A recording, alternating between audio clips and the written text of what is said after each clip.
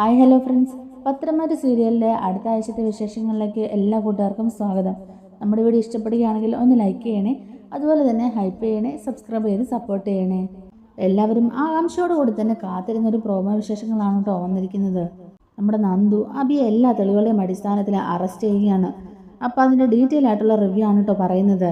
അങ്ങനെ എല്ലാവരും പൂജാമുറിയിലായിരിക്കുന്ന സമയത്ത് അബിയും ജലജയും ഭയങ്കര ടെൻഷനിലായിട്ട് നിൽക്കുന്നുണ്ട്. അങ്ങനെ അബിയും വേണുവും CI സച്ചിദാനന്ദനും ഒക്കെ കൂടിയിട്ട് നയനയെ പാമ്പ് പിടിപ്പിച്ച് കൊല്ലാൻ നോക്കുന്ന ആ ഒരു പ്ലാൻ ഉണ്ടല്ലോ, അതങ്ങ് ചീറ്റി തന്നെ പോകുന്നുണ്ട്. ആ ഒരു പ്ലാൻ കുളവായി പോയതിൻ്റെ സങ്കടവും ദേഷ്യമൊക്കെ അബിയുടെ മുഖത്തും അതുപോലെ തന്നെ ജലജയുടെ മുഖത്തും ഒക്കെ കാണുന്നുണ്ട്. അതിലുപരി പേടിയാണ് കേട്ടോ. നല്ല ഉഗ്രവിഷമുള്ള മൂർഖം പാമ്പല്ലേ പരിക്കാത്തുള്ളത്. അതിൻ്റെ കടി കിട്ടി ഇനി വേറെ എന്തെങ്കിലും സംഭവിക്കുമോ എന്നൊക്കെ ഓർത്തിട്ട് ആകെ ടെൻഷൻ അടിച്ചിരിക്കുകയാണ് അവർ രണ്ടുപേരും. എന്തായാലും സംഗതി കൈവിട്ടുപോയി. ഇനി അത് ബുദ്ധി കാണിച്ച് വേറെ വല്ല മണ്ടത്തരം കാണിക്കാതെ എത്രയും പെട്ടെന്ന് ആ പാമ്പാട്ടീനെ വിളിച്ചുകൊണ്ട് വന്നിട്ട് പാമ്പിനെ ഇവിടുന്ന് പിടിച്ചുകൊണ്ട് പോകണം. ഇനി ആ പാമ്പിനെ വെച്ചിട്ട് ഒരു റിസ്ക് എടുക്കാൻ തയ്യാറല്ല എന്നുള്ള രീതിയിൽ തന്നെ നമ്മുടെ ജലജ പറയുകയാണ് കേട്ടോ. എന്തെങ്കിലും ചെയ്യാം. അപ്പോൾ അബി പറയുന്നത് ആ പാമ്പാട്ടീനെ ഇന്ന് രാത്രി ഇങ്ങോട്ടേക്ക് കൂട്ടിക്കൊണ്ട് വന്നിട്ട് പാമ്പിനെ പിടിപ്പിച്ച് വീണ്ടും നയനയുടെ റൂമിലോട്ട് തന്നെ കയറ്റി വിടണമെന്നാണ് പറയുന്നത്. എന്നാൽ ജലജ അതിനെ സപ്പോർട്ട് ചെയ്യുന്നില്ല കേട്ടോ. കാരണം ജലജയ്ക്ക് മനസ്സിലായി എന്തായാലും ഇവനെ കൊണ്ട് ഒരു കാര്യവും നടക്കാൻ പോകുന്നില്ല. ചെയ്യുന്നതൊക്കെ തിരിച്ചടിയായിട്ട് അവർക്ക് തന്നെയാണല്ലോ കിട്ടുന്നത്. അതുകൊണ്ട് ജലജ ഇതിനെ പ്രോത്സാഹിപ്പിക്കുന്നില്ല. അതേസമയത്ത് തന്നെ നമ്മുടെ അബി CI സച്ചിദാനന്ദനെ വിളിച്ചിട്ട് ഈ പ്ലാനൊക്കെ കുളമായി പോയ കാര്യം പറയുന്നുണ്ട്. ആ പാമ്പ് ഇത് എവിടെ പോയെന്നറിയാതെ ഞങ്ങൾ ടെൻഷൻ അടിച്ചുകൂടി ഇരിക്കുക. ഒന്നും ചെയ്യാൻ പറ്റാത്ത അവസ്ഥയായി പോയല്ലോ. ഞങ്ങൾ എല്ലായിടത്തും അന്വേഷിക്കുന്നുണ്ട്. പക്ഷേ അങ്ങനെ എടുത്തു പിടിച്ചെന്നും പറഞ്ഞാൽ അന്വേഷിച്ചിട്ടും കാര്യമൊന്നും ഇല്ലല്ലോ. ആ സാധനത്തിനെ കണ്ടു കിട്ടിയാലും കൈ കൊണ്ടൊന്നും പിടിക്കാൻ പോലും പറ്റത്തില്ല. ഉഗ്രവിഷയമുള്ള മോർക്കലില്ലേ, അതിൻ്റെ ഒരു കൊത്ത് കിട്ടിയാൽ അതോടുകൂടി തീരുമെല്ലാം. എന്തായാലും ആ പാമ്പാട്ടിയെ വിളിച്ച് വരുത്തണം. രാത്രിയിലല്ലേ ഇനി അത് പറ്റുള്ളൂ. അതുവരെ ഇങ്ങനെ ടെൻഷൻ അടിച്ചിരിക്കുക. പ്രതീക്ഷയെല്ലാം അസ്തമിച്ചു പോയി. ഇനിയിപ്പോൾ എന്താവും എന്നൊക്കെ കണ്ടറിയണമെന്ന് അബി പറയുന്നുണ്ട്. അപ്പോൾ CI സാർ ഒന്നും മിണ്ടാതെ ഇങ്ങനെ നിൽക്കുകയാണ് കേട്ടോ. ഇതിപ്പോൾ എല്ലാം കുഴഞ്ഞു മറിയുമല്ലോ. എന്നാലും പാമ്പ് ആ വീട്ടിലുള്ളത് ആരും ഇപ്പോൾ അറിഞ്ഞിട്ടില്ലല്ലോ. അതുകൊണ്ട് തന്നെ ഈ കാര്യം നിങ്ങളായിട്ട് ഇനി ആരും അറിയിക്കേണ്ട. രാത്രി എല്ലാവരും ഉറങ്ങിയതിന് ശേഷം ആ പാമ്പാട്ടീനെ ഒന്നും കൂടി വീട്ടിൽ കയറ്റാം. എന്നിട്ട് പാമ്പിനെ കൊണ്ട് പൊക്കോളാൻ പറയാം. അയാൾക്ക് വേണ്ട എന്തെങ്കിലും കൊടുത്തിട്ട് അതങ്ങ് ഒഴിവാക്കി വിടുന്ന നല്ലതെന്നൊക്കെ ഇങ്ങനെ CI പറയുന്നുണ്ട്. അപ്പോൾ അബി അയാളോട് പറയുന്നുണ്ട്, സാറ് ഒരു കാര്യം കൂടെ അറിഞ്ഞോ? നന്ദു ഇവിടെ വന്നിട്ടുണ്ട്. പൂജയുടെ പേരും പറഞ്ഞ് അവൾ ഇങ്ങോട്ടേക്ക് വന്നത് അനിയെ കാണാൻ വേണ്ടിയിട്ട് തന്നെയാണ്. അത് മാത്രമല്ല, അവൾ എനിക്കെതിരെയുള്ള എല്ലാ കേസുകളും അന്വേഷിച്ചുകൊണ്ടിരിക്കുകയല്ലേ. എന്നെ ഏത് നിമിഷം അറസ്റ്റ് ചെയ്യുമെന്ന് പറഞ്ഞുകൊണ്ട് തന്നെയാണ് അവൾ നടക്കുന്നത്. എന്നെ കൊടുക്കാനായിട്ട് എനിക്കെതിരെ തെളിവുകളൊക്കെ അന്വേഷിച്ചുകൊണ്ടിരിക്കുക അവള്. അവളുടെ മട്ടും ഭാവവും സംസാരവും ഒക്കെ കേൾക്കുമ്പോഴേക്കും എന്തൊക്കെയോ തെളിവ് അവളുടെ കയ്യിൽ ഉണ്ടെന്ന് തന്നെ എനിക്ക് തോന്നുന്നൊക്കെ. സാറ് ഒന്ന് സൂക്ഷിക്കുന്നത് നല്ലതാ. അവളെ നമ്മളെ വിചാരിക്കുന്ന പോലൊന്നും അല്ല. മുറ്റിയ ഇനം തന്നെയാണ് അവള്. ഇപ്പം ഈ പാമ്പ് അവിടെ ഒന്ന് കടിച്ചിരുന്നെങ്കിലും മതിയായിരുന്നു. അതോടുകൂടി സ്വസ്ഥമാകായിരുന്നു എന്നൊക്കെ ഇങ്ങനെ അഭി പറയുന്നുണ്ട്. അപ്പം CI പറയുന്നുണ്ട്, എന്തായാലും നീ ഒന്ന് നോക്ക്. ഇനിയിപ്പോൾ അവളുടെ ചേച്ചീനെ കൊത്തിയില്ലെങ്കിലും അവളെ കൊത്തിയാലും മതിയല്ലോ. രണ്ടിലേത് നടന്നാലും നമ്മുടെ പ്ലാൻ വിജയിക്കുക തന്നെ ചെയ്യുകയില്ലേ എന്നൊക്കെ ഇങ്ങനെ അബിയോട് പറയുകയാണ്. എന്തായാലും ഞാൻ സാറിനെ വിളിക്കാം. ഇവിടുത്തെ കാര്യങ്ങളൊക്കെ ഞാനൊന്ന് നോക്കട്ടെ എന്നൊക്കെ പറഞ്ഞിട്ട് അബി ഫോൺ കട്ട് ചെയ്യുന്നുണ്ട്. അങ്ങനെ അയാളോട് ഫോൺ സംസാരിച്ച് വെക്കുമ്പോഴാണ് കേട്ടോ അബിയുടെ ഫ്രണ്ടിലേക്ക് ആ മൂർഖം പാമ്പ് ഇങ്ങനെ ഇഴഞ്ഞു വരുന്നത്. ആ പാമ്പിനെ കണ്ടപ്പോഴേക്കും അബിയുടെ കൈയും കാലും വിറയ്ക്കാൻ തുടങ്ങി. അബി പെട്ടെന്ന് തന്നെ അവിടുന്ന് ഓടി രക്ഷപ്പെട്ട് റൂമിനകത്തോട്ട് കയറിപ്പോയി കഥ അടയ്ക്കുന്നുണ്ട്. പിന്നെ ആ പാമ്പ് ഏത് റൂമിലോട്ടാണ് പോയതെന്നൊന്നും കാണിക്കുന്നില്ല കേട്ടോ. എന്തായാലും അതൊരു വമ്പൻ ട്വിസ്റ്റ് തന്നെയായിരിക്കും. ഒന്നെങ്കിൽ അബി ആരും അറിയാതെ തന്നെ ആ പാമ്പിനെ അവിടെ നിന്ന് ഒഴിവാക്കിയിട്ടുണ്ടാവണം. അല്ലെങ്കിൽ അത് വേറെ ആരുടെയെങ്കിലും ശ്രദ്ധയിൽപ്പെട്ടിട്ട് വല്ല പാമ്പുപിടുത്തക്കാരനെ പിടിച്ച് അതിനെ കൊടുത്തു വിട്ടിട്ടുണ്ടാവണം. എന്തായാലും അബിയുടെയും CI സച്ചിദാനന്ദൻ്റെയും ഈ പ്ലാൻ അവിടെ പൊളിഞ്ഞു പോവുകയാണ്. അതിനുശേഷം അബിയും ജലജയ്ക്ക് ഇങ്ങനെ ആകെ ടെൻഷൻ അടിച്ച് തന്നെ ഇരിക്കുകയാണ് കേട്ടോ. ഒന്നും തന്നെ ചെയ്യാൻ പറ്റിയില്ലല്ലോ അവർക്ക്. ആ ഒരു ടെൻഷനാണ്. പിന്നെ വൈകിട്ടത്തെ ഫംഗ്ഷനൊക്കെ നല്ല ഗ്രാൻഡായിട്ട് തന്നെയാണ് കേട്ടോ അവർ നടത്തുന്നത്. അവർ വിളിച്ചിട്ടുള്ള എല്ലാ ഗസ്റ്റുകളും വന്നിട്ടുണ്ടായിരുന്നു. എല്ലാവർക്കും ഒരുപാട് സന്തോഷമാവുന്നുണ്ട്. എല്ലാവരും നല്ലപോലെ തന്നെ ആഘോഷിക്കുന്നുണ്ട് കേട്ടോ. ആദർശം നയനും ഒരു അച്ഛനും അമ്മയും ആകാൻ പോകുന്നു എന്നുള്ളതിനൊരു പാർട്ടിയാണല്ലോ അവർ അറേഞ്ച് ചെയ്തിട്ടുണ്ടായിരുന്നത്. എന്തായാലും ആ പാർട്ടിയൊക്കെ വളരെ ഭംഗിയായിട്ട് തന്നെ നടക്കുന്നുണ്ട്. അങ്ങനെ ആ ഒരു പാർട്ടി സെലിബ്രേഷനൊക്കെ കഴിഞ്ഞിട്ട് നന്ദു തിരിച്ച് വീട്ടിൽ ചെല്ലുന്നുണ്ട്. നന്ദുവിനും അത് ഒരുപാട് സന്തോഷമായിട്ടോ. കാരണം ഒരുപാട് നാളുകൾക്ക് ശേഷമാണ് നന്ദു അത്രയും നേരം അവിടെ സ്പെൻഡ് ചെയ്യുന്നത്. അനിയുടെയും നന്ദുവിൻ്റെയും കാര്യത്തിൽ ഇപ്പോഴും അവിടെ ചില്ലറ കല്ലുകടിയൊക്കെ നടക്കുന്നുണ്ടല്ലോ. ഒരു സൈഡിൽ നിന്ന് കുറച്ച് പേര് സപ്പോർട്ട് ചെയ്യുന്നുണ്ടെങ്കിലും മറു സൈഡിൽ നിന്ന് കുറച്ച് പേര് അവിടെയും കുത്തിത്തിരിപ്പ് ഉണ്ടാക്കാനാണ് നോക്കുന്നത്. മുത്തശ്ശനും മുത്തശ്ശിയും ആദർശും നയനയും അതുപോലെ തന്നെ ജയനും അജയനും ഒക്കെ ഇവരുടെ ഈ ബന്ധത്തെ അനുകൂലിക്കുന്നതുകൊണ്ട് തന്നെ അവർ 3 പേരും മാത്രമാണ് ഇവരുടെ ബന്ധത്തെ എതിർത്ത് നിൽക്കുന്നത്. ഒരു വീട്ടിൽ നിന്ന് 3 മരുമക്കൾ എന്തായാലും ഇങ്ങോട്ടേക്ക് വേണ്ടാന്നുള്ള തീരുമാനം ജാനകിയും പറഞ്ഞു. ആദ്യമൊക്കെ എല്ലാവരും എതിർത്തിരുന്നുവെങ്കിലും ഇപ്പോൾ കുറച്ച് പേരൊക്കെ ഞങ്ങളുടെ ഈ ബന്ധത്തെ അനുകൂലിക്കുന്നുണ്ടല്ലോ. അതുപോലെ കുറച്ചും കൂടെ വെയിറ്റ് ചെയ്യാം. എല്ലാവരും ഈ കല്യാണത്തിന് സമ്മതിക്കും എന്നുള്ളൊരു വിശ്വാസം തന്നെയാണ് എനിക്കും നന്ദുവിനും. അങ്ങനെ നന്ദു തിരിച്ച് വീട്ടിലേക്ക് വരുമ്പോഴേക്കും കനകയും ഗോവിന്ദനും ചോദിക്കുന്നുണ്ട്, എങ്ങനെയുണ്ടായിരുന്നു മോളെ സെലിബ്രേഷനൊക്കെ? എല്ലാം നല്ല രീതിക്കായിരുന്നോ നടന്നിരുന്നത്? അവിടെ വേറെ പ്രശ്നങ്ങളൊന്നും ഉണ്ടായില്ലല്ലോ. ജാനകി എങ്ങനെയാണ് മോളോട് പെരുമാറിയെന്നൊക്കെ ചോദിക്കുകയാണ്. അപ്പോൾ നന്ദു പറയുന്നുണ്ട്, കുഴപ്പമൊന്നും ഇല്ലായിരുന്നു അമ്മേ, എല്ലാവരും നല്ല ഹാപ്പിയിലായിരുന്നു. അച്ഛനും അമ്മയും ഇല്ലാത്തൊരു കുറവ് മാത്രമേ അവിടെ ഉണ്ടായിരുന്നുള്ളൂ. എല്ലാവരും അച്ഛനും അമ്മയും വരാത്തതിൽ ഒരുപാട് സങ്കടപ്പെട്ടു എന്നൊക്കെ പറയുന്നുണ്ട്. പിന്നെ അനിയുടെ അമ്മ എന്നോട് സംസാരിച്ചു. പിന്നെ അനിയുടെ അമ്മയ്ക്കും വലിയ കുഴപ്പമൊന്നും ഇല്ലായിരുന്നു. അവരെന്നോട് വളരെ മാന്യമായിട്ട് തന്നെയാണ് സംസാരിച്ചത്. അവരെന്നോട് പറഞ്ഞു, നേരത്തെ അനാമിക കാരണമാണ് എന്നോട് അങ്ങനെയൊക്കെ പെരുമാറിയെന്ന്. അനാമികയെ വിശ്വസിച്ച് അനാമിക പറയുന്ന പോലെയൊക്കെ ചെയ്തതിൽ അവർക്കിപ്പോൾ നല്ല കുറ്റബോധമുണ്ട്. എന്തായാലും എല്ലാം തന്നെ നല്ല രീതിക്ക് തന്നെ അവിടെ നടന്നു. അപ്പോൾ കനക പറയുന്നുണ്ട്, ആ സമാധാനമായി മോളെ, അവർക്ക് അത്രയൊക്കെ മാറ്റം ഉണ്ടായല്ലോ. എന്നിട്ട് പറയുന്നുണ്ട്, അവർക്കങ്ങനെ മാറ്റം ഉണ്ടായെന്നും പറഞ്ഞ് ഞങ്ങൾക്ക് മാറ്റമൊന്നും ഇല്ലാട്ടോ നന്ദു. അതൊന്നും ഓർത്തോണ്ട് നീ ഇരിക്കേണ്ട. അതിൻ്റെ പേരും പറഞ്ഞ് അനിയെ കല്യാണം കഴിക്കാമെന്ന് നീ വിചാരിക്കേണ്ട എന്നൊക്കെ പറയുന്നുണ്ട്. അപ്പം നന്ദു പറയുന്നുണ്ട്, ഓ അമ്മയോട് പറയാൻ പോയാൽ എന്നെ വേണം ആദ്യം അടിക്കാനെന്ന്. അവിടെ ആരൊക്കെ എന്തൊക്കെ പറഞ്ഞു അമ്മ തന്നെയല്ലേ ചോദിച്ചത്. അതിനുള്ള ഉത്തരവല്ല ഞാൻ അമ്മയോട് പറഞ്ഞെന്നൊക്കെ പറഞ്ഞിട്ട് നന്ദു അകത്തോട്ട് കയറി പോകുന്നുണ്ട്. ഗോവിന്ദൻ പറയുന്നുണ്ട്, കനകെ, ആ വീട്ടിലുള്ള എല്ലാവരും തന്നെ അനിയുടെയും നന്ദുവിൻ്റെയും ബന്ധം നടക്കണമെന്ന് തന്നെ ആഗ്രഹിക്കുന്നവരാണ്. ജാനകി മാത്രമാണ് പിന്നെയും അവിടെ ഒന്ന് പുറകോട്ട് വലിഞ്ഞു നിൽക്കുന്നത്. ജാനകിയും നമ്മളും സമ്മതിച്ചാൽ ഉറപ്പായിട്ടും ഇവരുടെ കല്യാണം നടക്കാൻ വേറെ തടസ്സമൊന്നുമില്ല. നമുക്ക് ഈ ബന്ധം മുന്നോട്ട് കൊണ്ടുപോകുന്നതിനോട് ഒട്ടും താല്പര്യമില്ലെന്ന് പറഞ്ഞുകൊണ്ട് മാത്രമാണ് പിന്നെ ആദർശൻ്റെ മുത്തശ്ശിയും കൂടുതലൊന്നും പറയാതിരുന്നത്. അങ്ങനൊരു ബന്ധം വേണ്ട കനകെ. ഒരു വീട്ടിലേക്ക് തന്നെ നമ്മുടെ 3 കുട്ടികളും പോയിട്ടുണ്ടെങ്കിൽ അത് ശരിയാവില്ല. നാട്ടുകാരുടെ വാ അടപ്പിക്കാൻ നമ്മളെ കൊണ്ട് പറ്റില്ലല്ലോ എന്നൊക്കെ ഇങ്ങനെ അങ്ങോട്ടും ഇങ്ങോട്ടും അവർ ഓരോ കാര്യങ്ങളൊക്കെ ഇങ്ങനെ പറഞ്ഞുകൊണ്ടിരിക്കുകയാണ് കേട്ടോ. എന്തായാലും ഇന്നത്തെ ഫംഗ്ഷൻ അവിടെ അറേഞ്ച് ചെയ്തുകൊണ്ട് തന്നെ അനിയുടെ കൂടെ കുറേ നേരം സ്പെൻഡ് ചെയ്യാൻ പറ്റി. അനിയോട് കുറേ കാര്യങ്ങൾ സംസാരിക്കാൻ പറ്റി. എല്ലാവരും വളരെ ഹാപ്പി ആയിട്ട് തന്നെ ആയിരുന്നു എന്നൊക്കെ ഓർത്ത് നന്ദുവിന് നല്ല സന്തോഷമാണ്. അതിലുപരി അബിയെ നാളെ അറസ്റ്റ് ചെയ്യണമല്ലോ, അതിൻ്റെ കുറച്ച് തെളിവുകൾ കൂടി, അതിൻ്റെ കുറച്ച് കാര്യങ്ങൾ കൂടി ഒന്ന് ചെയ്യാനുണ്ടെന്നൊക്കെ പറഞ്ഞിട്ട് നന്ദു അബിയുടെ കോൾ ലിസ്റ്റും കാര്യങ്ങളൊക്കെ പരിശോധിച്ചുകൊണ്ടിരിക്കുന്നുണ്ട്. കള്ളസ്വർണ്ണം ടാക്സ് വെട്ടിച്ച് കൊണ്ടുവന്ന് ഇടപാട് ചെയ്യുന്ന അയാളുടെ നമ്പറൊക്കെ കിട്ടിയിട്ടുണ്ടായിരുന്നല്ലോ. അബിയാണ് ഇതിനൊക്കെ കാരണക്കാരനെന്നും അബിയും അയാളും തമ്മിലുള്ള എല്ലാ രഹസ്യ കൈമാറ്റങ്ങളുടെയും തെളിവുകളൊക്കെ നന്ദു ശേഖരിക്കുന്നുണ്ട്. അങ്ങനെ ടാക്സ് വെട്ടിച്ച് ജ്വല്ലറിയിലേക്ക് കൊണ്ടുവന്ന സ്വർണ്ണമൊക്കെ ആഭരണങ്ങളാക്കി മാറ്റിയ സ്വർണ്ണപ്പണിക്കാരനെയും നന്ദു അറസ്റ്റ് ചെയ്യുന്നുണ്ട്. അയാളുടെ നിവൃത്തിയോടുകൂടി അയാളത് ചെയ്താന്നൊക്കെ പറയുന്നുണ്ടെങ്കിലും കാശ് നാം മേടിച്ചിട്ടില്ലേ എന്നൊക്കെ ചോദിക്കുകയാണ് നന്ദു. അതിനൊക്കെ പ്രതിഫലമായിട്ട് കാശ് തന്നപ്പോൾ നിങ്ങൾ മേടിക്കുകയും ചെയ്തില്ലേ? നിങ്ങൾ അനന്തമൂർത്തി മുത്തശ്ശനെയും അവരുടെ കുടുംബത്തെയും ചീറ്റ് ചെയ്യുകയല്ലായിരുന്നോ? വിശ്വാസവഞ്ചനയല്ലേ അവരോട് നിങ്ങൾ കാണിച്ചത്? മൂർത്തിസ് ജ്വല്ലറിയുടെ ലേബലിൽ നിങ്ങൾ ഈ ആഭരണങ്ങളൊക്കെ ഉണ്ടാക്കി കൊടുത്തില്ലേ? അപ്പോൾ പിന്നെ നിങ്ങൾ ഇതിനകത്ത് മുഖ്യപ്രതി തന്നെ ആകുകയില്ലേ എന്നൊക്കെ പറഞ്ഞ് അയാളെ ഒന്ന് ഭീഷണിപ്പെടുത്തി തന്നെ വെച്ചിരിക്കുകയാണ് നന്ദു. അതുപോലെ തന്നെ ചന്തുമോളുടെ കാര്യങ്ങളും അനഘയുടെ വീട്ടിൽ പോയിട്ട് അനഘയെ കൊല്ലാൻ ശ്രമിച്ചതിൻ്റെ CCTV ഫുട്ടേജും കാര്യങ്ങളൊക്കെ എടുക്കുന്നുണ്ട്. ആ ജോലിക്ക് നിൽക്കുന്ന സ്ത്രീ മൊഴി നൽകുകയാണ് നന്ദുവിന്. അങ്ങനെ അബിക്കുള്ള എല്ലാ തെളിവുകളും എല്ലായിടത്തുനിന്നും ശേഖരിച്ച് കളക്ട് ചെയ്ത് ഒരു ഫയലാക്കി വെക്കുകയാണ് കേട്ടോ നന്ദു. എന്നിട്ട് ആദർശനെയൊക്കെ വിളിച്ചിട്ട് ഈ കാര്യങ്ങളൊക്കെ പറയുന്നുണ്ട്. എത്രയും പെട്ടെന്ന് തന്നെ അബിയെ അറസ്റ്റ് ചെയ്ത് എനിക്ക് സ്റ്റേഷനിലേക്ക് കൊണ്ടുവരണം. ഇനിയും കുറച്ച് കാര്യങ്ങളൊക്കെ അറിയാനുണ്ട്. അത് സ്റ്റേഷനിൽ കൊണ്ടുവന്നിട്ട് വേണം അവനോട് ചോദിക്കാനായിട്ട്. അതുകൊണ്ട് നാളെ തന്നെ അബിയെ അറസ്റ്റ് ചെയ്യാൻ അങ്ങോട്ടേക്ക് വരുമെന്നൊക്കെ ആദർശനോട് പറയുന്നുണ്ട്. ആദർശം അതിനെ സപ്പോർട്ട് ചെയ്യുകയാണ്. വീടിനകത്ത് ഇരുന്നുകൊണ്ട് തന്നെ വീട് പൊട്ടിച്ചോറാക്കാൻ നോക്കുന്ന ഒരുത്തനെ എന്തായാലും ഇനി കമ്പനിക്ക് ആവശ്യമില്ല. അതുകൊണ്ട് നന്ദുവിൻ്റെ രീതിക്ക് തന്നെ നടപടി എടുത്തോളൂ. അവനെ അറസ്റ്റ് ചെയ്ത് കൊണ്ടുപോക്കോ, ഒരു കുഴപ്പമില്ല എന്നൊക്കെ തന്നെ ആദർശ് അനുവാദം കൊടുക്കുന്നുണ്ട്. അപ്പോൾ നന്ദു പറയുന്നുണ്ട്, ഞാൻ എന്തായാലും മുത്തശ്ശനെ കൂടെ വിവരങ്ങളൊക്കെ അറിയിച്ചിട്ട് എത്രയും പെട്ടെന്ന് എന്താ വേണ്ടതെന്ന് വെച്ചാൽ ചെയ്തോളാം ആദർശേട്ടാ. മിക്കവാറും അബിയെ നാളെ തന്നെ അറസ്റ്റ് ചെയ്യാനായിട്ട് ഞാൻ അങ്ങോട്ടേക്ക് വരുമെന്നും പറയുകയാണ്. അങ്ങനെ മുത്തശ്ശനെ വിളിച്ചിട്ട് നന്ദു കാര്യങ്ങളൊക്കെ പറയുന്നുണ്ട്. അപ്പോൾ മുത്തശ്ശൻ പറയുന്നുണ്ട്, എനിക്കിത് അറിയാമായിരുന്നു മോളെ. നമ്മുടെ തറവാട്ടിൽ ഇങ്ങനെയുള്ള പണികളൊക്കെ ചെയ്യണമെന്നുണ്ടെങ്കിൽ അത് അവനല്ലേ ഉള്ളൂ, അത് അവനല്ലേ ചെയ്യുകയുള്ളൂ. അവൻ ഈ കുടുംബം മുടിപ്പിക്കാൻ വന്ന അസുര വിത്താണ്. ഇതിൻ്റെ പിന്നിൽ അവൻ ഒരുപാട് കളികൾ കളിച്ചിട്ടുണ്ട് മുത്തശ്ശ. അവനെ ഇങ്ങനെ വിട്ടാൻ പറ്റില്ല. അവന് ശരിക്കും ഒന്ന് എടുത്തിട്ട് കുടയേണ്ടതുണ്ട്. ഇനിയും കുറച്ച് കാര്യങ്ങൾ കൂടി അറിയാനുണ്ട്. അതൊക്കെ സ്റ്റേഷനിൽ കൊണ്ടുവന്നിട്ട് വേണ്ട രീതിക്കൊന്ന് കൈകാര്യം ചെയ്താൽ അവൻ പറഞ്ഞോളും. പിന്നെ അങ്ങനെ ടാക്സ് വെട്ടിച്ച് കൊണ്ടുവന്ന സ്വർണ്ണമൊക്കെ നമ്മുടെ ജ്വല്ലറിയിൽ നമ്മുടെ ലേബിൽ വെച്ചിട്ട് തന്നെയാണ് അവൻ വിറ്റഴിച്ചിട്ടുള്ളതും. അതിന് അബിയെ സഹായിച്ച ആ സ്വർണ്ണപ്പണിക്കാരനെ കൂടെ ഞാൻ കൂട്ടുപ്രതിയാക്കിയിട്ടുണ്ട്.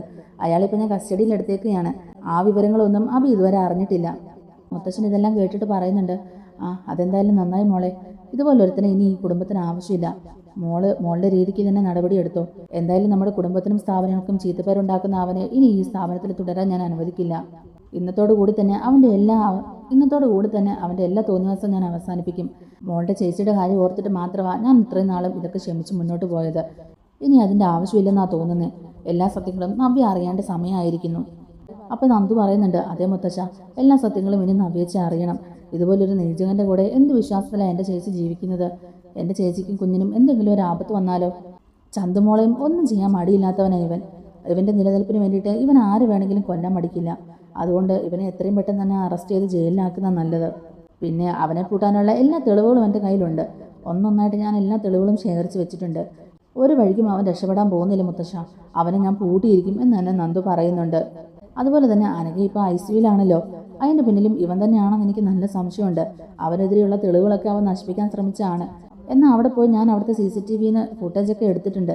അതിൽ വ്യക്തമായിട്ട് പറഞ്ഞിട്ടുണ്ട് ഇവൻ അനഘയെ ഉപദ്രവിച്ചതിൻ്റെ ദൃശ്യങ്ങൾ. അതുകൊണ്ട് ഇവൻ ഇനി ഒരിക്കലും രക്ഷപ്പെടാൻ പോകുന്നില്ല മുത്തശ്ശ എന്ന് തന്നെ പറയുകയാണ് കേട്ടോ നന്ദു. ഇനി ഇവൻ പുറത്തിറങ്ങി നടക്കുന്നത് എല്ലാവർക്കും ആപത്താണ്. മുത്തശ്ശൻ പറയുന്നുണ്ട്, മോള് ധൈര്യമായിട്ട് മുന്നോട്ട് വയ്ക്കുക മോളെ, ഇതിൻ്റെ പിന്നിൽ എന്തൊക്കെ സംഭവിച്ചാലും അതൊക്കെ ഞാൻ നോക്കിക്കോളാം. മോള് മോളുടെ രീതിക്ക് തന്നെ മുന്നോട്ട് വയ്ക്കോ, എത്രയും പെട്ടെന്ന് തന്നെ മോൾ അവനെ അറസ്റ്റ് ചെയ്തോ, ഇനിയും ഇത് നോക്കിയിരിക്കേണ്ട ആവശ്യമില്ല എന്നൊക്കെ തന്നെ മുത്തശ്ശൻ പറയുന്നുണ്ട്. അങ്ങനെ പിറ്റേ ദിവസം രാവിലെ തന്നെ അനന്തപുരിയിലോട്ട് പോലീസ് ജീപ്പ് വരികയാണ് കേട്ടോ. നന്ദു നല്ല മാസമായിട്ട് തന്നെ അങ്ങോട്ടേക്ക് ഇറങ്ങി വരുന്നുണ്ട്. എല്ലാവരും നോക്കി നിൽക്കുന്നുണ്ട്. നന്ദുവിനെ കാണുമ്പോഴേക്കും അഭി ചിന്തിക്കുന്നുണ്ട് മനസ്സിൽ, ഇവളെന്താ ഈ രാവിലെ തന്നെ ഇങ്ങോട്ടേക്ക്, ഇനി എന്നെ അറസ്റ്റ് ചെയ്യാൻ വല്ലതും വന്നതാണോ? എല്ലാം കുഴഞ്ഞു മറിയുകയാണല്ലോ, ഇനിയിപ്പോൾ എന്ത് ചെയ്യുമെന്നൊക്കെ ഓർത്തിങ്ങനെ ടെൻഷൻ അടിച്ചിരിക്കുകയാണ് കേട്ടോ അഭി. നവ്യ ഉടനെ നന്ദുവിനോട് ചോദിക്കുന്നുണ്ട്, എന്താ മോളെ നീ രാവിലെ തന്നെ, അതും പോലീസ് സ്റ്റേഷനിലേക്ക് പോകുന്നതിന് മുമ്പ് ഇവിടെ ഒന്ന് കയറിയതാണോ എന്നിങ്ങനെ ചോദിക്കുകയാണ് കേട്ടോ.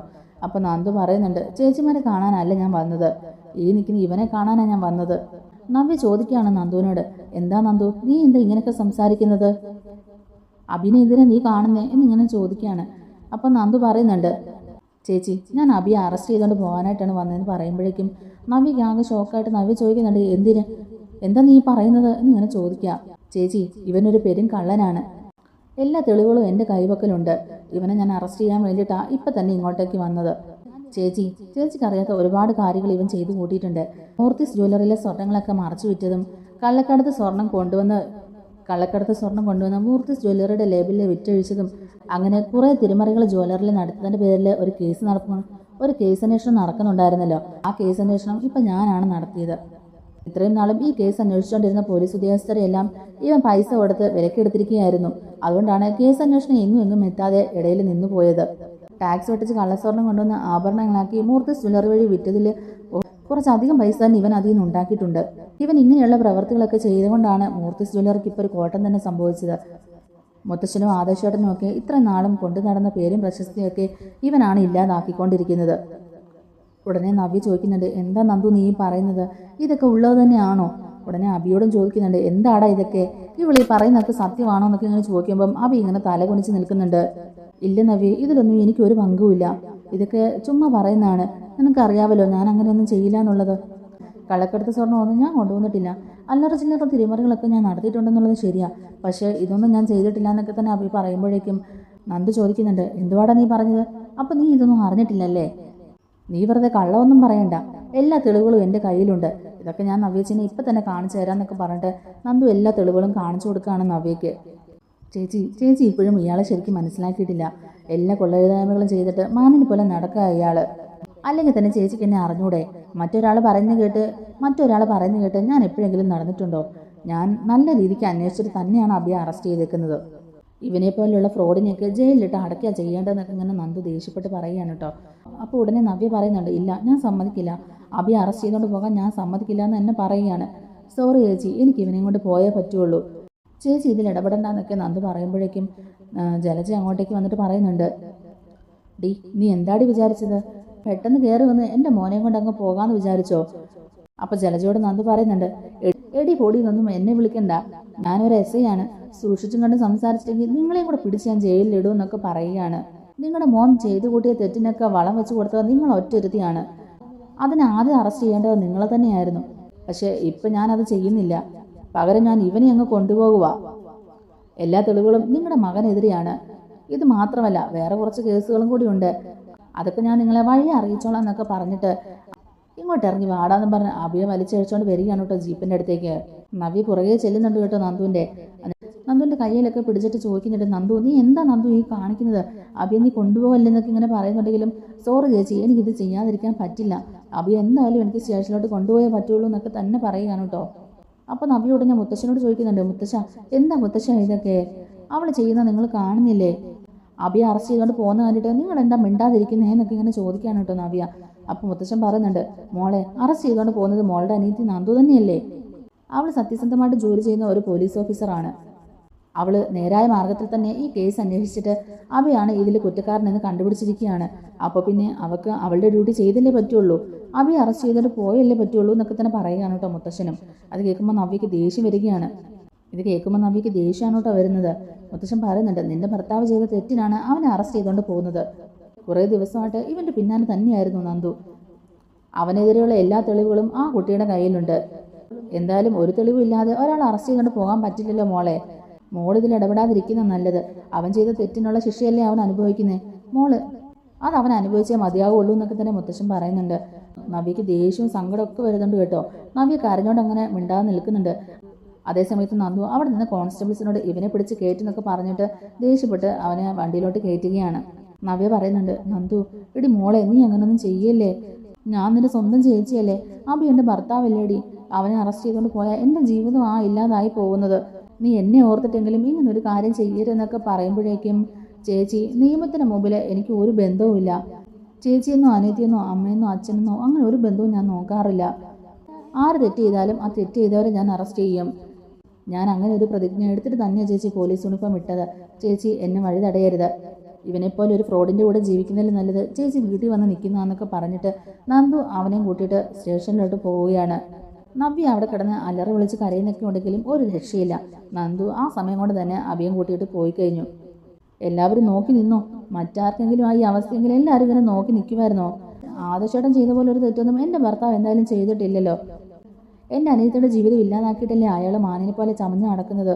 അതിലൊന്നും ആർക്കും ഒരു അന്വേഷണവും ഇല്ല. ആരും അറസ്റ്റും ചെയ്തിട്ടില്ല. ജ്വല്ലറിൽ ഒരു തിരിമറി നടത്തിയതിൻ്റെ പേരിലാണോ ഇത്ര വലിയ ശിക്ഷ അബിക്ക് കൊടുക്കുന്നതെന്ന് ചോദിക്കുകയാണ്. അപ്പോൾ മുത്തശ്ശൻ പറയുന്നുണ്ട്, മോളെ നവ്യേ, അത് നിനക്ക് ചെറിയൊരു കാര്യമായിരിക്കും. പക്ഷെ ഞങ്ങൾക്ക് അങ്ങനെയല്ല. മൂർത്തിസ് ജ്വല്ലറിക്ക് വർഷങ്ങളുടെ പാരമ്പര്യവും വിശ്വസ്തതയും ഉണ്ട്. അതാണ് നിന്റെ ഭർത്താവ് ഇല്ലാതാക്കിയത്. അവനെ അനിയനെയും ആദർശനെയും പോലെ തന്നെയാണ് ഞാൻ വളർത്തിയത്. പക്ഷേ ഇടയ്ക്കെപ്പോഴോ അവൻ്റെ അമ്മ പറഞ്ഞു കൊടുത്ത ഉപദേശങ്ങളൊക്കെ കേട്ടതുകൊണ്ടാണ് അവനിപ്പോൾ ഈ അവസ്ഥ ഉണ്ടായത്. അവൻ്റെ അമ്മ പറഞ്ഞു കൊടുത്തതുപോലെ തന്നെ കക്കാനും മോഷ്ടിക്കാനും പിടിച്ചു പറിക്കാനും ഓരോരോ കൊള്ളരുതായ്മകൾ ചെയ്യാനും ഒക്കെ ആയിട്ട് അവൻ പഠിച്ചു കഴിഞ്ഞിരിക്കുന്നു. സ്നേഹം എന്താണെന്നോ കൂടപ്പിറപ്പുകൾ എന്താണെന്നോ കുടുംബത്തിൻ്റെ വില എന്താണെന്നോ ഒന്നും തന്നെ അവൻ മനസ്സിലാക്കിയിട്ടില്ല. അവൻ എപ്പോഴും ആവശ്യം പണം മാത്രമാണ്. നിന്നെ സ്നേഹിക്കുന്നത് പോലും സത്യമാണെന്നാണോ മോൾ കരുതിയിരിക്കുന്നത്? അതെല്ലാം വെറുതെയാണ്. നിന്നെ അവൻ സ്നേഹിക്കുന്നത് പോലും കള്ളമാണ് മോളെ. അതെല്ലാം ഞങ്ങൾക്കറിയാം. നിന്റെയും നിന്റെ കുഞ്ഞിൻ്റെയും ജീവിതം വഴിയാധാരമാകാതിരിക്കാൻ വേണ്ടിയിട്ടാണ് പലതും ഞങ്ങൾ മറച്ചു വെച്ചിരിക്കുന്നത് എന്നിങ്ങനെ പറയുമ്പോഴേക്കും നവ്യക്ക് പിടിവിട്ടിട്ട് നവ്യ അവിടെ നിന്ന് കരയുകയാണ് കേട്ടോ. എന്ത് മറച്ചു പിടിച്ചു എന്നാണ് നിങ്ങളൊക്കെ ഈ പറയുന്നത്? എന്തെങ്കിലും ഉണ്ടെങ്കിൽ നിങ്ങൾ എന്നോട് തുറന്ന് പറയണം. കുറേ കാലമായിട്ട് ഞാനിത് കേൾക്കുക. അങ്ങനെ എന്തെങ്കിലും ഉണ്ടെങ്കിൽ അതിനോട് തുറന്ന് പറയുക നിങ്ങൾ ചെയ്യേണ്ടതെന്നൊക്കെ നവ്യ ദേഷ്യത്തിൽ തന്നെ പറയുകയാണ്. അപ്പം മുത്തശ്ശൻ പറയുന്നുണ്ട്, അതെന്തായാലും നീ അറിയാൻ സമയമായിട്ടില്ല. ജ്വല്ലറിലെ തിരിമറികളിൽ അവൻ കള്ളത്തരം കാണിച്ചിട്ടുണ്ടെങ്കിൽ, കള്ളസ്വർണ്ണം അവൻ വിറ്റഴിച്ചിട്ടുണ്ടെങ്കിൽ അവൻ ചെയ്ത തെറ്റിന് അവൻ ശിക്ഷ അനുഭവിച്ചേ പറ്റത്തുള്ളൂ. അതുകൊണ്ട് മോൾ അവൻ്റെ കാര്യം ഓർത്ത് വിഷമിക്കണ്ടെന്ന് പറയുമ്പോഴേക്കും നവ്യ പറയുന്നുണ്ട്, ഓഹോ ഇപ്പം അങ്ങനെ ആയില്ലേ. അബിയുടെ കാര്യത്തിൽ അപ്പം നിങ്ങൾ ഒരു നിലപാടും സ്വീകരിക്കില്ലെന്ന് തന്നെയാണോ പറഞ്ഞു വരുന്നത്? എങ്കിൽ അബിയെ ജാമ്യത്തിൽ ഇറക്കാൻ എനിക്കറിയാം. അവനെ ജാമ്യത്തിൽ ഇറക്കാൻ ഞാൻ തന്നെ നോക്കിക്കോളാം. നിങ്ങളൊക്കെ അവനെ എന്നേക്കുമായിട്ട് ജയിലിൽ അയക്കാനല്ലേ നോക്കുന്നത്? അതെനിക്കറിയാം. അതുകൊണ്ട് ഞാൻ തന്നെ എൻ്റെ ഭർത്താവിന് വേണ്ടിയിട്ട് മുന്നിട്ട് ഇറങ്ങിക്കോളാം എന്നൊക്കെ പറയുകയാണ് നവ്യ. അങ്ങനെ അതും പറഞ്ഞ് നവ്യയും ജലജയും കൂടെ മുകളിലോട്ട് കയറി പോകുന്നുണ്ട്. അബിയെ അറസ്റ്റ് ചെയ്തതിൻ്റെ ഒരു ആശ്വാസത്തിൽ തന്നെയാണ് കേട്ടോ ബാക്കി എല്ലാവരും. അതേ സമയത്ത് തന്നെ അറസ്റ്റ് ചെയ്തുകൊണ്ട് പോയ അബിയെ ലോക്കപ്പിലിട്ട് പഞ്ഞി കിടുകയാണ് കേട്ടോ നമ്മുടെ നന്ദു. ശരിക്കും അടി തന്നെ കൊടുക്കുന്നുണ്ട്. ശരിക്കും അബിയെ ഇടിച്ച് പഞ്ചറാക്കുന്നുണ്ട് കേട്ടോ നമ്മുടെ നന്ദു. നന്ദുവിൻ്റെ സകല ദേഷ്യവും തീർക്കുകയാണ് കേട്ടോ അബിയുടെ അടുത്ത്. അതുപോലെ നന്ദു അടിക്കുന്നുണ്ട്. നന്ദുവിൻ്റെ ദേഷ്യം നന്ദുവിനെ നിയന്ത്രിക്കാനേ പറ്റുന്നില്ല. അനഘയെ കൊല്ലാൻ നോക്കിയതും ചന്തുമോളുടെ കാര്യം പറഞ്ഞിട്ട് ആദർശേട്ടനെ കുറ്റപ്പെടുത്തിയതും ആദർശേട്ടനെ എല്ലാവരുടെ മുമ്പിൽ നാണം കെടുത്തിയതും അതുപോലെ തന്നെ നവ്യേച്ചിയുടെ ജീവിതം ഇല്ലാതാക്കിയതിനും നവ്യേച്ചിനെ ഇപ്പോഴും ഓരോന്ന് പറഞ്ഞ് കബളിപ്പിച്ചുകൊണ്ടിരിക്കുന്നതിനും അതുകൊണ്ട് നവ്യേച്ചിയുടെ ജീവിതം ഇല്ലാതാക്കിയാണെന്നൊക്കെ ഓർത്തുകൊണ്ട് തന്നെ ഓരോന്നും പറഞ്ഞുകൊണ്ട് തന്നെയാണ് അബിക്കിട്ട് നന്ദു നല്ല ഇടി കൊടുക്കുന്നത്. ഇതിനെല്ലാം കൂടെ ചേർത്ത് ഇത്രയും കാലം മനസ്സിൽ ഒളിപ്പിച്ച് വെച്ചിരുന്ന ആ ഒരു ദേഷ്യം എല്ലാം കൂടെ വൈരാഗ്യം എന്ന പോലെ നമ്മുടെ അബിയുടെ അടുത്ത് തീർക്കുകയാണ് കേട്ടോ നന്ദു. ആ സമയത്ത് തന്നെ അങ്ങോട്ടേക്ക് നവ്യ വരുന്നുണ്ട് കേട്ടോ. അബിയെ ജാമ്യത്തിൽ ഇറക്കാനുള്ള കാര്യങ്ങളൊക്കെ സംസാരിക്കാനൊക്കെ ആയിട്ടാണ് നമ്മുടെ നവ്യ അവിടോട്ട് എത്തുന്നത്. അബിയെ പൊതിരെ തല്ലുന്ന കണ്ടുകൊണ്ടാണ് കേട്ടോ നവ്യ എത്തുന്നത്. അബിയെ സെല്ലിനകത്തിട്ട് എടുത്തിട്ട് കുടയുന്ന കാണുമ്പോഴേക്കും നമ്മുടെ നവ്യയ്ക്ക് ആകെ അങ്ങ് വിഷമാവുന്നുണ്ട്. നവ്യ പെട്ടെന്ന് നന്ദൂന്ന് വിളിക്കുകയാണ് കേട്ടോ. നവ്യയുടെ പിടിവിടുകയാണ്. അവസാനം നവ്യ നന്ദുവിനോട് ദേഷ്യപ്പെടുന്നുണ്ട്. എന്തിനാടി നീ അവനെ ഇങ്ങനെ തല്ലുന്നത്? എന്താ നീ കാണിക്കുന്നത്? നിനക്കൊരു മനസാക്ഷിയില്ലേ? അവൻ എൻ്റെ ഭർത്താവാണെന്നോ എൻ്റെ കുഞ്ഞിൻ്റെ അച്ഛനാണെന്നെങ്കിൽ നീ ഒന്ന് ഓർക്കരുതോ എന്നൊക്കെ ഇങ്ങനെ ചോദിക്കുകയാണ് കേട്ടോ. അപ്പം നന്ദു പറയുന്നുണ്ട്, ചേച്ചി ഇതൊക്കെ ഒരു പോലീസ് മുറയല്ലേ, അവനിട്ട് 2 തല്ല് കിട്ടാത്തതിൻ്റെ കുറവായിരുന്നു ചേച്ചി. അവനെതിരെയുള്ള എല്ലാ കുറ്റങ്ങളും എനിക്കറിയാം, അവൻ എന്തൊക്കെ ചെയ്തു എന്നുള്ളത് എല്ലാം എനിക്കറിയാം ചേച്ചി. അതൊക്കെ അവൻ്റെ വാഗോണ്ട് തന്നെ ഞാൻ പറയിപ്പിക്കും. അവൻ പറഞ്ഞില്ലെങ്കിൽ അവനെ കൊണ്ട് തന്നെ പറയിപ്പിക്കാനും എനിക്കറിയാമെന്നൊക്കെ പറയുകയാണ് കേട്ടോ നന്ദു. നീ അപ്പോൾ 2 കൽപ്പിച്ച് തന്നെയാണെന്ന് നവ്യ ചോദിക്കുന്നുണ്ട് നന്ദുവിനോട്. അപ്പോൾ പറയുന്നുണ്ട്, അതേ ചേച്ചി ഞാൻ 2 കൽപ്പിച്ച് തന്നെയാണ്. അഭി ചെയ്തു കൂട്ടിയ കാര്യങ്ങളൊക്കെ അറിഞ്ഞാൽ ചേച്ചിയും അഭിക്കെതിരെയാകും. ഞാൻ എൻ്റെ ജോലി സത്യസന്ധമായിട്ട് തന്നെയാണ് ചേച്ചി ചെയ്യുന്നത്. ഞാൻ അവിടെ ഒരു കള്ളത്തരവും കാണിക്കുന്നില്ല. അവനെ ജാമ്യത്തിലിറക്കാൻ എനിക്കറിയാം. ഞാൻ അവനെ ജാമ്യത്തിലിറക്കി കൊണ്ടുപോകുന്നതിന് വെല്ലുവിളിക്കുകയാണ് നന്ദുവിനെ. അപ്പോൾ നന്ദു പറയുന്നുണ്ട് അതിലിപ്പോൾ കുഴപ്പമൊന്നുമില്ല ചേച്ചി, കസ്റ്റഡിയിലെടുത്ത് പ്രതിക്ക് ജാമ്യം കിട്ടുകയാണെങ്കിൽ ജാമ്യത്തിൽ കൊണ്ടുപോകാം, അതിനവിടെ ആരും തടസ്സം നിൽക്കില്ല. എന്നാലും തെറ്റില്ലാതാവില്ലല്ലോ എന്ന് തന്നെ പറയുന്നുണ്ട് നന്ദു. അങ്ങനെ സെല്ലിനകത്ത് അടി കൊണ്ട് അവശതയായിട്ട് കിടക്കുന്ന അബിയെ കാണാനായിട്ട് നവ്യ എത്തുന്നുണ്ട് കേട്ടോ. നവ്യ പറയുന്നുണ്ട്, അബി നീ വിഷമിക്കേണ്ട, നിന്നെ ഞാൻ എങ്ങനെയും പുറത്ത് കൊണ്ടുവരും, ഞാൻ നിന്നെ ജാമ്യത്തിലിറക്കും, നീ അതൊന്നും ഓർത്ത് വിഷമിക്കേണ്ട. അപ്പോൾ നവ്യ സത്യങ്ങളൊന്നും ഇതുവരെ അറിഞ്ഞിട്ടില്ല എന്നുള്ളത് മനസ്സിലാക്കുന്ന അബി ഉടനെ പറയുന്നുണ്ട്, നവ്യ ഞാൻ ഒരു തെറ്റും ചെയ്തിട്ടില്ല, ഇവരെല്ലാവരും കൂടെ എന്നെ മനഃപൂർവ്വം കള്ളനാക്കാനാണ് നോക്കുന്നത്. ആ വീട്ടിലെ ആർക്കും വേണ്ടാത്തവൻ ഞാനാണല്ലോ. അതുകൊണ്ട് ആദർശേട്ടൻ്റെ ഭാഗത്തെ തെറ്റുകളൊക്കെ മറച്ചു വെച്ച് അയാളെ വെള്ളപൂശാനായിട്ട് ഇവരെല്ലാവരും കൂടെ ഒത്തു കളിക്കുന്നതാണ്. ഇപ്പം ഇവരൊക്കെ പറയുകയാണ് ചന്തുമോളുടെ അച്ഛൻ ഞാനാണെന്ന്. ഇപ്പം തന്നെ നിൻ്റെ അനിയത്തിയെ എന്നെ എന്ത് പറഞ്ഞിട്ട് അവിടെ ഇട്ട് തല്ലിയെന്നറിയാവോ? ചന്തുമോളുടെ അച്ഛൻ ഞാനാണെന്ന് പറയണമെന്നത്രേ. ആ സ്വർണ്ണക്കള്ളക്കടത്ത് കേസുമായിട്ട് എനിക്ക് യാതൊരു ബന്ധവുമില്ല. ആ സ്വർണ്ണപ്പണിക്കാരനെയൊക്കെ അതിൻ്റെ പേരിൽ അറസ്റ്റ് ചെയ്തിട്ട് അവരെ കൊണ്ടൊക്കെ പറയിപ്പിച്ചിട്ടുണ്ട് ഞാനാണ് ഇതിൻ്റെ പിന്നിലെന്നൊക്കെ പറയണമെന്ന്. അവർക്കിട്ടും ഇവൾ നല്ല ഇടി കൊടുത്തെന്നാണ് തോന്നുന്നത്. അവരും എനിക്കെതിരെ ഇപ്പോൾ സാക്ഷി പറയുന്നത്. അതും ചെയ്തിരിക്കുന്നത് ഈ ആദർശേട്ടനാണ് അതിനൊക്കെ പിന്നിൽ പ്രവർത്തിച്ചിരിക്കുന്നത്. എന്നിട്ട് ഒന്നും അറിയാത്ത എന്നെയാണ് ഇതിലെല്ലാവരും കുറ്റപ്പെടുത്തിയിരിക്കുന്നത്. അല്ലെങ്കിൽ തന്നെ ആദർശേട്ടൻ അറിയാതെ അവിടെ എന്തെങ്കിലും നടക്കുമോ നവ്യേ? അങ്ങനെയുള്ളപ്പോൾ ഇത്രയും വലിയ മോഷണ ശ്രമം ഞാൻ ചെയ്യുമെന്ന് നിനക്ക് തോന്നുന്നുണ്ടോ? ഇതെല്ലാം ഇവർ ഒന്നിച്ച് എന്നെ കള്ളനാക്കാൻ വേണ്ടിയിട്ട് തന്നെ എനിക്കിട്ട് പണിയുന്നതാണ്. എന്നെ കള്ളനാക്കാൻ വേണ്ടിയിട്ട് തന്നെ ഇവരിങ്ങനെയൊക്കെ ചെയ്യുന്നത്. കണ്ടില്ലേ നിൻ്റെ അനിയത്തി എന്നെ എന്തുമാത്രം ഉപദ്രവിച്ചെന്ന്? സത്യം പറയടാന്ന് പറഞ്ഞിട്ടാണ് എന്നെ അടിക്കുന്നത്. ഞാൻ പലതവണ പറഞ്ഞു ഞാൻ ഒരു തെറ്റും ചെയ്തിട്ടില്ല എന്ന്. പക്ഷേ അവൾ പറയുന്നത് കുറ്റം ഞാൻ സമ്മതിക്കുന്നവരെ എന്നെ തല്ലുമെന്നാ. മിക്കവാറും അവൾ എന്നെ ഇടിച്ചിടിച്ച് കൊല്ലും, എനിക്ക് ഉറപ്പാന്ന് തന്നെ പറയുന്നുണ്ട്. ആ തറവാട്ടിൽ നിന്ന് എന്നെ എന്തെങ്കിലും പറഞ്ഞ് പുറത്താക്കണം, അതിന് വേണ്ടിയിട്ട് എന്നെ ഇങ്ങനെ ഉപദ്രവിക്കുന്നതെന്നൊക്കെ അബി ഇങ്ങനെ പറഞ്ഞ് കരയുകയാണ് കേട്ടോ നവ്യയുടെ കൈ പിടിച്ച്. ആദർശേട്ടനെ രക്ഷിക്കാൻ വേണ്ടിയിട്ട് അവളും നയനയും ബാക്കിയുള്ളവരോടും എല്ലാം ചേർന്നിട്ടാണ് ഇങ്ങനൊരു കാര്യമൊക്കെ ചെയ്തിരിക്കുന്നത്. മനഃപൂർവ്വം ഇതൊക്കെ ചെയ്തതാണ്. സത്യമായിട്ടും എനിക്കിതൊന്നും അറിയില്ലെന്ന് അബി എന്നൊക്കെ പറഞ്ഞ് ഭയങ്കരമായിട്ട് അവിടെ സീനാക്കുകയാണ് കേട്ടോ നമ്മുടെ അബി. അങ്ങനെ അബിയോട് സംസാരിച്ചിട്ട് നവ്യ ദേഷ്യത്തിൽ തന്നെ വന്നിട്ട് നന്ദുവിനോട് പറയുന്നുണ്ട്, ആദർശേട്ടൻ ചെയ്ത തെറ്റിനെയൊക്കെ മറച്ചു വയ്ക്കാനായിട്ട് നീ എൻ്റെ അബിയെ മനഃപൂർവ്വം കൊടുക്കിയതാണല്ലേ? അബി എന്ത് തെറ്റ് ചെയ്തിട്ടാണ് നീ അബിയെ എങ്ങനെ അറസ്റ്റ് ചെയ്തേക്കുന്നത്? അല്ലെങ്കിൽ തന്നെ ഈ തെറ്റൊക്കെ അബിയ ചെയ്തെന്നുള്ളതിന് എന്ത് തെളിവാണ് ഉള്ളത്? ഇന്നത്തെ കാലത്ത് ഇങ്ങനെയുള്ള തെളിവുകളൊന്നും ഉണ്ടാക്കാൻ ഒരു ബുദ്ധിമുട്ടുമില്ല എന്നുള്ളത് എനിക്കറിയാം നന്ദു. അതുകൊണ്ട് നീയും അവരോടൊപ്പം ചേർന്ന് എൻ്റെ ജീവിതം ഇല്ലാതാക്കിക്കൊണ്ടിരിക്കുക എന്നുള്ളത് നീ ഓർത്തോ? അപ്പം നന്ദു പറയുന്നുണ്ട്, ചേച്ചി വിചാരിക്കുന്നവരല്ല ചേച്ചി കാര്യങ്ങൾ. ചേച്ചി ഇതൊക്കെ ഒന്ന് നോക്ക്. അബിയുടെ ഭാഗത്താണ് എല്ലാ തെറ്റും. അബിയാണ് ഇതെല്ലാം ചെയ്തിരിക്കുന്നത്. ആദർശേട്ടൻ നിരപരാധിയാണെന്നൊക്കെ പറയുന്നുണ്ടെങ്കിലും മതി നന്ദു, നിർത്ത്. എനിക്കിനി ഒന്നും കേൾക്കണ്ട. ഇനി നിങ്ങൾ പറയുന്നത് ഞാൻ വിശ്വസിക്കുന്നുമില്ല. എനിക്കറിയാം എന്താ ചെയ്യേണ്ടതെന്നുള്ളത്. അബിയെ ജാമ്യത്തിൽ ഇറക്കുന്ന കാര്യം സംസാരിക്കാനാണ് ഞാൻ വന്നത്. അവനെ ജാമ്യത്തിൽ ഞാൻ ഇറക്കിയിരിക്കും എന്നൊക്കെ പറഞ്ഞ് നന്ദുവിനെ വെല്ലുവിളിച്ചിട്ട് നവ്യ ദേഷ്യപ്പെട്ട് തന്നെ അവിടെ നിന്ന് ഇറങ്ങി പോകുന്നുണ്ട്. അങ്ങനെ ദേഷ്യപ്പെട്ട് അവിടെ നിന്ന് ഇറങ്ങിപ്പോകുന്ന നവ്യ ഒരു വക്കീലിനെയൊക്കെ കാണുന്നുണ്ട് കേട്ടോ. അബിയെ ജാമ്യത്തിൽ ഇറക്കാനുള്ള കാര്യങ്ങളൊക്കെ സംസാരിക്കുന്നുണ്ടെങ്കിലും ജാമ്യമില്ലാത്ത വകുപ്പ് പ്രകാരമാണ് നന്ദു കേസ് ചാർജ് ചെയ്തിരിക്കുന്നത്. അതുകൊണ്ട് തന്നെ ജാമ്യം കിട്ടാനും വലിയ ബുദ്ധിമുട്ടാവുന്നുണ്ട് കേട്ടോ. അതുകൊണ്ട് അബിയെ ജാമ്യത്തിൽ ഇറക്കാൻ കഴിയാത്തതിൻ്റെ ഒരു നിരാശയാണ് നവ്യയ്ക്ക്. ആ ദേഷ്യം നവ്യ എല്ലാവരോടുമായിട്ടങ്ങ് തീർക്കുന്നുണ്ട് കേട്ടോ. പലതരത്തിലും പല അവസരങ്ങളിലും പലതരത്തിലും സംസാരിച്ച് എല്ലാവരോടും സംസാരിക്കുമ്പോഴൊക്കെ ആ ഒരു ദേഷ്യം നവ്യ കാണിക്കുന്നുണ്ട്. അങ്ങനെ അബിയെ അറസ്റ്റ് ചെയ്തുകൊണ്ട് പോയതിനൊക്കെ ശേഷം നമ്മുടെ നയന വീട്ടിലോട്ട് പോവുകയാണ് കേട്ടോ. കനകയുടെയും ഗോവിന്ദൻ്റെ അടുത്തൊക്കെ നവ്യയുടെ ഈ കാര്യങ്ങളൊക്കെ സംസാരിക്കാനൊക്കെ ആയിട്ടാണ് പോകുന്നത്. അതേസമയത്ത് തന്നെ നവ്യ ആണെങ്കിലും പരക്കം പായുകയാണ് കേട്ടോ. അബി എങ്ങനെയെങ്കിലും ജാമ്യത്തിൽ ഇറക്കിയേ പറ്റുള്ളൂ എന്നും പറഞ്ഞു. പക്ഷേ അതൊന്നും നടക്കുന്നുമില്ല. അങ്ങനെ നയനയും കനകയും ഗോവിന്ദനും നന്ദുവൊക്കെ കൂടെ സംസാരിച്ചുകൊണ്ടിരിക്കുമ്പോഴേക്കും നവ്യ അങ്ങോട്ടേക്ക് വരുന്നുണ്ട്. അല്ലെങ്കിൽ തന്നെ നവ്യ കനകയോടും ഗോവിന്ദനോടും നയനോടും ഒക്കെ ദേഷ്യപ്പെട്ടാണ് കേട്ടോ സംസാരിക്കുന്നത്. നയന പറയുന്നുണ്ട്, ചേച്ചി ഇവിടെ ഇരിക്കുക, സമാധാനത്തോടെ സംസാരിക്കാം എന്നൊക്കെ. ചേച്ചി ആദ്യം ഇവിടെ ഇരിക്കുക, എന്നിട്ട് കാര്യങ്ങളൊക്കെ മനസ്സിലാക്കുന്നൊക്കെ ഇങ്ങനെ പറയുമ്പോഴേക്കും വേണ്ട, നീ പറയുന്നൊന്നും കേൾക്കാനല്ല ഞാൻ ഇങ്ങോട്ടേക്ക് വന്നത്.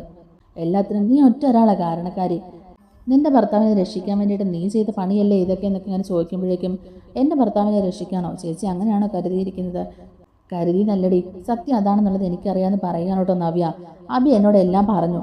ആ ജ്വല്ലറിയിൽ സ്വർണ്ണക്കള്ളക്കടത്ത് നടത്തിയതും തിരിമറി നടത്തിയതും ബാക്കി എല്ലാ കള്ളത്തരങ്ങളും ചെയ്തതും ഒക്കെ നിൻ്റെ ഭർത്താവ് തന്നെയാണ്.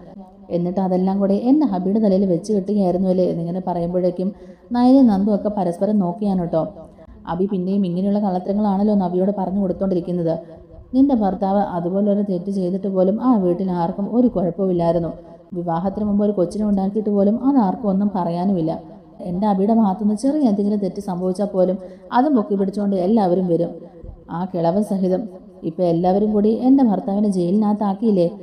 ഇതുപോലൊരു അനീതിമാരെ ശത്രുക്കൾക്ക് പോലും കൊടുക്കല്ലേ ഈശ്വര എന്നൊക്കെ പറഞ്ഞ് ദേഷ്യപ്പെട്ടുകൊണ്ട് തന്നെ നവ്യ അവിടെ നിന്ന് കരയുന്നുണ്ട്. അമ്മയച്ഛ, നിങ്ങളെങ്കിലും ഒന്ന് പറ. അബി ഈ അവസ്ഥയിൽ കണ്ടിട്ട് എനിക്ക് സഹിക്കാൻ പറ്റുന്നില്ല. ഒന്നുമില്ലെങ്കിലും എൻ്റെ കുഞ്ഞിൻ്റെ അച്ഛനല്ലേ അവൻ. ദയവ് ചെയ്ത് അവനെ പുറത്തിറക്കാൻ ഒന്ന് പറയച്ചാന്നൊക്കെ പറയുകയാണ് കേട്ടോ നവ്യ. ഗോവിന്ദ പറയുന്നുണ്ട്, മോളെ അത് പിന്നെ അവൻ തെറ്റ് ചെയ്തുകൊണ്ടല്ലേ മോളെ അവനെ അറസ്റ്റ് ചെയ്തേക്കുന്നത്. നന്ദുവിൻ്റെ കയ്യിൽ അവനെതിരെയുള്ള എല്ലാ തെളിവുകളുമുണ്ട്.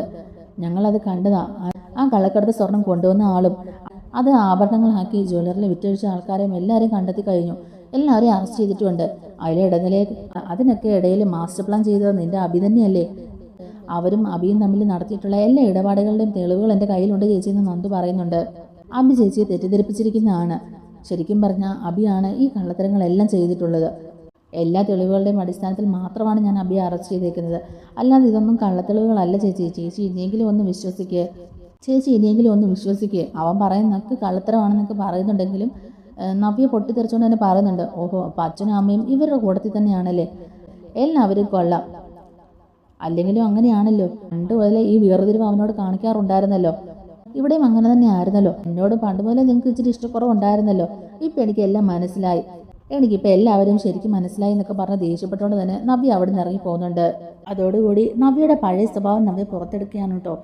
എല്ലാവരോടും ഭയങ്കര ദേഷ്യത്തിൽ തന്നെയാണ് കേട്ടോ നമ്മുടെ നവ്യ സംസാരിക്കുന്നത്. അതേസമയത്ത് എല്ലാവരെയും കുറ്റപ്പെടുത്തുന്നുമുണ്ട്. ആദർശിൻ്റെ കാര്യം പറഞ്ഞിട്ട് നവ്യ അവിടെ ഒരുപാട് ബഹളങ്ങളൊക്കെ ഉണ്ടാക്കുന്നുണ്ട്.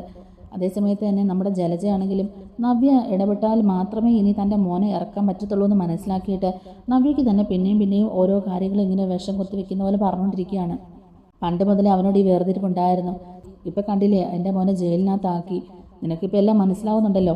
ആദർശനോടും അതിയോടും കാണിക്കുന്ന പോലെയാണോ എൻ്റെ മോനോട് കാണിക്കുന്നത്?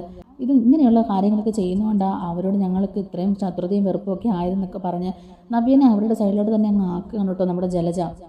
അപ്പം നവ്യ ജലജയോട് പറയുന്നുണ്ട്, അമ്മ വിഷമിക്കേണ്ട അമ്മേ, എന്തൊക്കെയായെന്ന് പറയാലും എൻ്റെ അബിയെ ഞാൻ ഓരോരുത്തർക്കും വിട്ടുകൊടുക്കില്ല. അബിയെ ഞാൻ എന്തായാലും ജാമ്യത്തിലിറക്കും. ആദർശേട്ടൻ ചെയ്ത തെറ്റിനെ ഞാൻ പുറത്തു കൊണ്ടുവരും. അങ്ങനെ എൻ്റെ അബിയെ ജയിലിലാക്കിയിട്ട് അവർ സന്തോഷത്തോടെ ജീവിക്കാൻ ഓർക്കണ്ടെന്നൊക്കെ തന്നെ പറഞ്ഞ് നവ്യ ഇങ്ങനെ പൊട്ടിത്തെറിച്ച് നിൽക്കുകയാണ്. എന്തായാലും നെക്സ്റ്റ് വീക്ക് പ്രോമോയിൽ ഇത്തരം കാര്യങ്ങളൊക്കെയാണ് കാണിക്കുന്നത്. നമ്മുടെ വീഡിയോ ഇഷ്ടമായിട്ടുണ്ടെങ്കിൽ ഒന്ന് ലൈക്ക് ചെയ്യണേ. അതുപോലെ തന്നെ ചാനൽ കൂടി ഒന്ന് സബ്സ്ക്രൈബ്